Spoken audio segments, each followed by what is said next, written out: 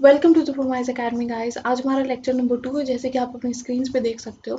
आज हमारा lecture number 2 है और ये लेक्चर एप्लीकेबल किसके लिए? CSET के स्टूडेंट्स के लिए, जिन्होंने अब अपियर करना है 17 जुलाई को। जो एग्ज़ाम्स अभी स्केड्यूल्ड है, फर्स्ट CSET एग्ज़ाम्स है और क्लास 12th के सिलेबस के लिए के बच्चों के लिए एप्लीकेबल है। तो आप अगर ये दोनों में फॉलो करते हो तभी आप ये लेक्चर देखो, नहीं तो आई डोंट नो कि आपके लिए एप्लीकेबल है कि नहीं। ठीक है, तो एक बार हम देख लेते हैं। बैलेंस ऑफ पेमेंट हमने देखा, बैलेंस ऑफ पेमेंट हमने देखा था, बैलेंस ऑफ ट्रेड हमने देखा था। जब हम देखे थे कि बैलेंस ऑफ पेमेंट क्या है, तो हमने वो भी देखा था कि बैलेंस ऑफ पेमेंट के दो पार्ट्स होते हैं, दो टाइप्स होते हैं बेसिकली। एक तो होता है करंट अकाउंट और दूसरा होता है कैपिटल अकाउंट। कैपिटल अकाउंट आप जानते हो, जो भी एसेट्स एंड लायबिलिटीज को अफेक्ट करता है वो होता है कैपिटल अकाउंट, और जो नहीं करता है assets and liabilities of country, उसको हम कहेंगे करंट अकाउंट ट्रांजैक्शन। ठीक है, तो हमने लास्ट क्लास में ये फर्स्ट पेज छोड़ा था, पढ़ लिया था, पूरा कंप्लीट कर लिया था। तो अगर आपके पास ये नोट्स आपको चाहिए तो आप मुझे मेल कर देना। मेल आईडी मैं आपको आपके साथ शेयर कर देती हूँ।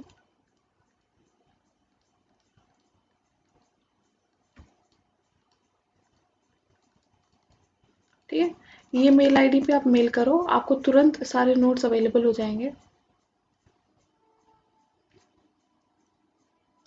तो हम आगे बढ़ते हैं। हमारा टॉपिक क्या है? Current account transaction. It refers to that account of balance of payment. BOP हम किसे कहेंगे? बैलेंस ऑफ पेमेंट को कहेंगे शॉर्ट फॉर्म में। ठीक है, which is related to the economic transactions of currently produced goods and services। किस चीज की ट्रांजैक्शंस? मतलब गुड्स एंड सर्विसेज। देखो, इस जब आप ये डेफिनेशंस पढ़ रहे हो तो आपको लगेगा कि इसमें एसेट्स एंड लायबिलिटीज नहीं है, और आपको ये चीज ध्यान रखनी है कि इस डेफिनेशन में या इस कॉन्सेप्ट में एसेट्स लायबिलिटीज नहीं है। एसेट्स लायबिलिटीज कहाँ आएंगी? कैपिटल अकाउंट की ट्रांजैक्शंस में। और जहाँ पर भी आपको कैपिटल एसेट्स एंड लायबिलिटीज आएगी तो आपको समझना होगा कि वो करंट कैपिटल अकाउंट ट्रांजैक्शन है, और उसके अलावा सारे ट्रांजैक्शंस होती है करंट अकाउंट ट्रांजैक्शन। ठीक है, हमको क्लियर है मैम? आप आगे बताओ। Therefore it affects income. क्या चीज को अफेक्ट करता है? इनकम। देखो कैसे अफेक्ट करता है। जब हमने गुड्स सेल किए, इंडिया ने किए, किसको किए? समझो ऑस्ट्रिया को किए। ऑस्ट्रिया को गुड्स सेल किए तो हमारे पास क्या आया? पैसा आया। जब पैसा आया तो लोगों जिसने सेल किया उसने क्या किया कि अपने स्टाफ को पेमेंट किया, फिर उसके लोन्स थे उसने उसको पेमेंट किया, कुछ अपने पास रखा। तो सब ही पैसा जो है वो हमारे जो बैंकिंग चैनल में है उसमें आता है। ठीक है, एक बार उसमें आने के बाद वो पैसा इकोनॉमी के ग्रोथ में हेल्प करता है। आउटपुट, आउटपुट कैसे बढ़ा? हमने हमें एक्सपोर्ट का ऑर्डर आया था, तभी ना हमने अपने गुड्स को प्रोड्यूस किया, नहीं तो हम नहीं करते क्योंकि हमें पता है उसका डिमांड नहीं है। And employment in the country. Employment कैसे? आप तो समझ ही रहे हो, जब गुड्स का ऑर्डर आया तब हमारे पास लोगों का, लेबर्स का की ज़रूरत पड़ी, स्टाफ की ज़रूरत पड़ी, तब हमने एम्प्लॉय किया। तो बिल्कुल आपने ये चीज़ समझ लिया है कि इनकम अफेक्ट होता है, आउटपुट अफेक्ट होता है और एम्प्लॉयमेंट अफेक्ट होती है कंट्री की। It is also referred to as net income generated in the foreign sector. ठीक है, it does not affect the assets and liabilities of the country. ये तो क्लियर है आप सबको। एसेट्स एंड लायबिलिटीज अफेक्ट करती है तो कौन सी ट्रांजैक्शन होगी? Capital account transaction. अच्छा हाँ, इस बात से याद आया कि we conduct a small test every day और every alternate day on a WhatsApp group, so you can join a WhatsApp group by messaging me at 9801. ठीक है, you can message me and send a request for to add you in the group, and our team will add you soon. Okay, तो components of current account क्या क्या चीज़ें होती है? Goods होती है, चलो ठीक है, सर्विसेज होती है, या फिर unilateral transfers from rest of the world या pay to rest of the world. आपको ये सब याद करनी होगी क्योंकि ये एग्जाम में आता है, ये क्वेश्चंस आते हैं। तो ये एग्जाम रिलेटेड क्वेश्चन, आप इसे मार्क कर लो पहले। फिर ये क्वेश्चंस आते हैं, इसमें जब आपको कहा जाएगा नोट्स लिखो तो आपको लिखना पड़ेगा। ठीक है, balance of trade account refers to the difference between exports and imports of किसका? गुड्स का। सिर्फ और सिर्फ गुड्स में डील करते हैं balance of trade. Balance of services सिर्फ सर्विसेज के बारे में। बैलेंस ऑफ यूनिलैटरल ट्रांसफर्स, बस जो यूनिलैटरल ट्रांसफर हम रिसीव करते हैं और जो पे करते हैं उसके बीच का डिफरेंस हमें बताता है। If you add the above mention 3 types of account we get the balance of current account. ठीक है, बैलेंस करंट अकाउंट में 3 चीजें आती है, एक तो आता है गुड्स, दूसरा आता है सर्विसेज और तीसरा आता है यूनिलैटरल ट्रांसफर। जब हम इसको सम कर देते हैं, जब हम इन तीनों को ऐड कर देते हैं तो हमें क्या मिलता है, करंट अकाउंट का सम। ठीक है, ये हो गया। कैपिटल अकाउंट क्या है, हमने पढ़ा है एसेट्स एंड लायबिलिटीज। बस ये चीजें कि कैपिटल अकाउंट का मतलब एसेट्स एंड लायबिलिटीज अफेक्ट होती है। It refers to that account of BOP which affects the assets and liabilities of the normal residents of the country and the government of the country। मतलब government या फिर जो हमारी general public है, अगर उसको अफेक्ट करती है, उसके एसेट्स और लायबिलिटीज को अफेक्ट करती है, तो उसे हम कहेंगे कैपिटल अकाउंट ट्रांजैक्शंस। ठीक है, अब इसमें दो इंपॉर्टेंट टाइप्स होते हैं, एक तो होता है इन्वेस्टमेंट और दूसरा होता है लोन। इन्वेस्टमेंट और लोन कैसे मैम, आप मेरे को समझाओ, मेरे को समझ नहीं आया इन्वेस्टमेंट लोन कैसे। बिल्कुल समझते हैं, क्यों नहीं समझेंगे। देखो, जब एक मिस्टर एक्स है, उसने इन्वेस्टमेंट की बाहर, कहाँ की, समझो न्यूजीलैंड। एक्स ने इन्वेस्टमेंट की न्यूजीलैंड में, इन्वेस्टमेंट की, पैसे बाहर गए। इन्वेस्टमेंट की मतलब चीज़ें, कोई एसेट खरीदा। ठीक है, इन्वेस्टमेंट की बाहर, तो उसके पास क्या आ गया, एसेट्स आ गए। ठीक है, मतलब हमारी कंट्री में एक एसेट जुड़ गया, और जुड़ा कहाँ का एसेट है, ये न्यूजीलैंड का एसेट है। फिर बिल्कुल उसी तरीके से अगर हम कोई और, या फिर हम लोन लेते, जैसे एक्स ने लोन लिया, मतलब एक्स के पास पैसा आया, कहाँ से आया, ये वर्ल्ड बैंक से आया समझो। तो उसके पास तो लाइबिलिटी बढ़ी ना, पैसे जरूर आए लेकिन लाइबिलिटी बढ़ी, और उसको पे ऑफ करना पड़ेगा आज नहीं तो कल, जैसा भी टर्म्स एंड कंडीशंस है उसके कॉन्ट्रैक्ट का, उसके अकॉर्डिंग उसको पे करना पड़ेगा। तो इसलिए ये लाइबिलिटीज को अफेक्ट कर रहा है और ये एसेट को अफेक्ट कर रहा है। तो बेसिकली ये दो तरीके हैं जिससे हमारे एसेट्स और लाइबिलिटीज अफेक्ट होते हैं। और इन्वेस्टमेंट में दो तरीके के होते हैं, एक तो एफडीआई होता है और एक पोर्टफोलियो इन्वेस्टमेंट होता है। ये पढ़ते क्या होता है, FDI is the type of investment through which the purchaser of the asset gets full control of the asset। पूरा कंट्रोल, ऐसा नहीं कि पार्शियल है कि 50-50% है, फुल कंट्रोल, 100% कंट्रोल। ठीक है, ये चीज आपको ध्यान देनी होगी एफडीआई में। और पोर्टफोलियो इन्वेस्टमेंट भी हम देखते हैं आगे। पहले एग्जांपल देख लेते हैं, एफडीआई का एग्जांपल क्या है, acquisition of a foreign firm bye an Indian firm increases the assets of the country. आप ये तो आप समझ गए कि जब हमारी कंपनी, समझो महिंद्रा ने अक्वायर किया किसी थर्ड पार्टी, किसी कंपनी को बाहर, या टाटा ने अक्वायर किया, तब आप बताओ, तो एसेट्स किसकी बढ़ी, हमारी कंट्री की बढ़ी। उस इंडिविजुअल की तो बढ़ी ही बढ़ी, लेकिन हमारी कंट्री की बढ़ी। तो इससे क्या हुआ, so it is included in capital account transactions and payments will be given to rest of the world, so it is written on the debit side of balance of payment. इसके formatting हम एक बार देख लें। हाँ, ये रहा इसकी formatting जो आपके सामने, डेबिट साइड आएगा क्योंकि हमने पे किया है बाहर, और अगर हमारे पास पैसा आता तो वो क्रेडिट साइड आता। बिल्कुल सही है, आगे समझ में, हम आगे बताओ। पोर्टफोलियो इन्वेस्टमेंट क्या होती है, it refers to that type of investment through which the purchaser of asset does not get full control of the asset but only partial control of the asset. जैसे आपको भी क्लियर है ये बात। देखो, जहाँ एफडीआई की बात की गई थी, वहां पे फुल कंट्रोल आ रहा था, फुल कंट्रोल। लेकिन जहां पर पोर्टफोलियो इन्वेस्टमेंट है, वहां पर बस एक पार्शियल, एक छोटा सा हिस्सा, या फिर मतलब ऐसा हिस्सा जो कि पूरा कंट्रोल नहीं देता, पूरा डिसीजन मेकिंग का एक अथॉरिटी नहीं देती, उसको कहेंगे हम portfolio investment.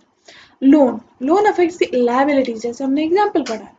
It has 3 types of loan, commercial borings हो सकता है, loan in the form of external assistance हो सकता है, या बैंकिंग कैपिटल ट्रांजैक्शन हो सकते हैं। कमर्शियल बोरिंग्स होते हैं कि बिजनेस को चलाने के लिए लोन। एक्सटर्नल असिस्टेंस मतलब कि हमारी कंट्री या हमारा बिजनेस अच्छा नहीं चल रहा है, तो कोई बाहर से पंप इन करता है पैसा, या कोई ऑर्गेनाइजेशन जैसे आईएमएफ हो गया, इंटरनेशनल मॉनेटरी फंड, वो हमारे कंट्री में, हमारी इकोनॉमी में, या फिर हमारे बिजनेस में पैसा डालती है। बैंकिंग कैपिटल अकाउंट ट्रांजैक्शन मतलब कोई भी लोन ले लो, जैसे कि नॉर्मल टर्म्स में आप समझते हो, बिल्कुल वही। अकॉर्डिंग टू कमर्शियल बोरिंग, ये चीज़ आपको समझाई भी गई है आगे एग्जाम्पल्स में। मेरे नोट्स बहुत सफिशिएंट है, अगर आपको चाहिए हो तो मैं बार बार बोल रही हूँ, प्लीज़ एक मेल कर देना, आपको तुरंत मिल जाएगा notes. According to commercial borrowings, the private sector and public sector can borrow the money from international monetary associations। हमने बात की है, IMF से ले सकते हैं, वर्ल्ड बैंक से ले सकते हैं eight market rate of interest which are determined on the basis of demand for loan and supply of loan. मतलब बेसिकली आपने ये ग्राफ देखा है, सप्लाई एंड डिमांड का ग्राफ, ठीक है। जब जिस पॉइंट पे ये मिलता है उसको हम कहते हैं इक्विलिब्रियम, उस रेट पर हम लोन दे देते हैं। If loan is taken by government in the form of external assistance, मतलब एक assistance का मतलब है कि एक सहायता, एक सपोर्ट देना गवर्नमेंट को, तो रेट ऑफ इंटरेस्ट लोअर होता है। जनरली वेलफेयर के लिए होता है और ये बिजनेस रिलेटेड होता है, इसलिए इसका हायर रहता है, और इसका वेलफेयर लोगों का हेल्प करने के लिए होता है, इसलिए बेसिकली ये कम होता है रेट।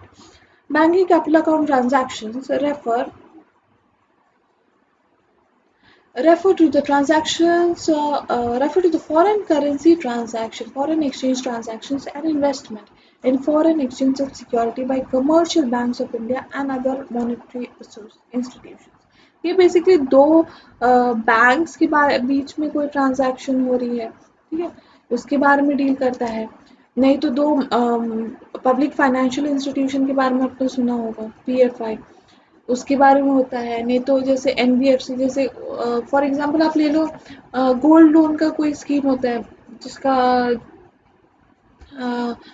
मल्लापुरम गोल्ड लोन, और बहुत सारे ऐसे स्कीम्स होते हैं जहाँ पर आप जो ट्रांजैक्शंस होते हैं दो बैंकिंग ऑर्गेनाइजेशन सेक्टर के ऑर्गेनाइजेशन के बीच में, ऑटोनोमस एंड अकोमोडेटिंग। देखो, आपने अकाउंट्स तो पढ़ा है, तो आपको पता है, जैसे अगर इमेजिन करो ये प्रॉफिट एंड लॉस अकाउंट है, trading and profit and loss account है, तो इसमें दो पार्ट्स होते हैं।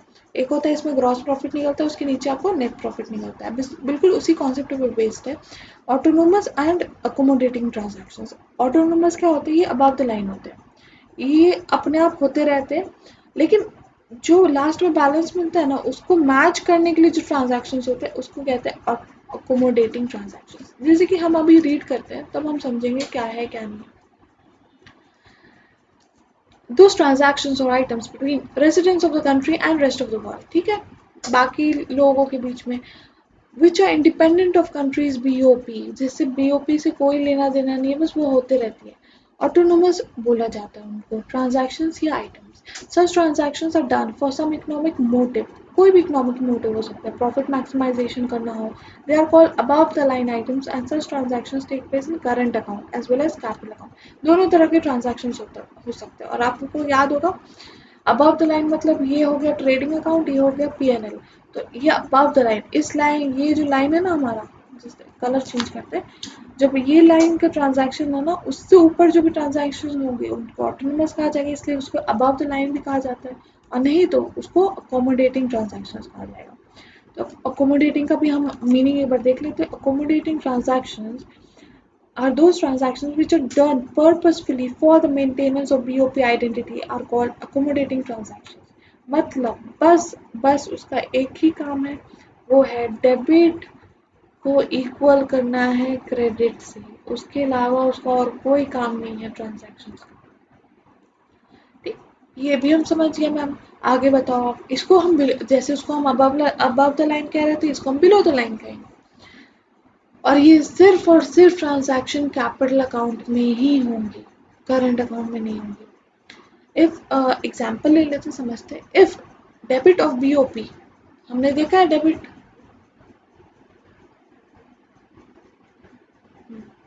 अगर this is the debit and this the credit, ठीक है, अगर ये इसकी बात की जा रही है, ठीक है, debit of BOP is greater than credit of BOP, then the government may borrow more amount from rest of the world to increase its credit side or reduce its investment in the rest of the world to reduce its debit side।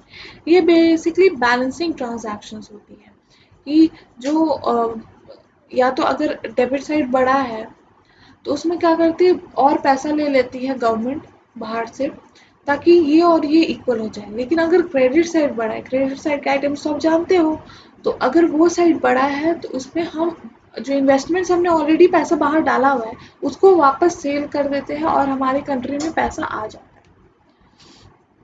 This equilibrium and BOP, क्यों दोनों side match नहीं करता है, ये side is not equal to this side always, why, the question is why. तो उसके 3 कारण है, इकोनॉमिक फैक्टर्स है, पॉलिटिकल फैक्टर्स है और कुछ सोशल फैक्टर्स है, वो भी देख लेते हैं।